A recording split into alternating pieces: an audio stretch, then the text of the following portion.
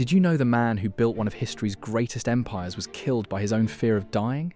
Qin Shi Huang did what no one thought was possible. He conquered 6 warring kingdoms and forged them into a single empire. He standardized the language, the currency, and the laws across all of China. He began the Great Wall. He commissioned 8,000 terracotta warriors to guard his tomb in the afterlife. And then, at the height of his power, he became terrified of losing it all. He wanted to live forever. His court alchemists told him mercury pills would grant him immortality. He believed them. He took the pills faithfully, every single day. But mercury is poison. It slowly destroyed his mind. His paranoia grew uncontrollable. His decisions became erratic. The man who had unified a continent could no longer trust his own thoughts. He died at 49 years old, killed not by an enemy army or a palace coup, but by the one thing he was desperately trying to escape.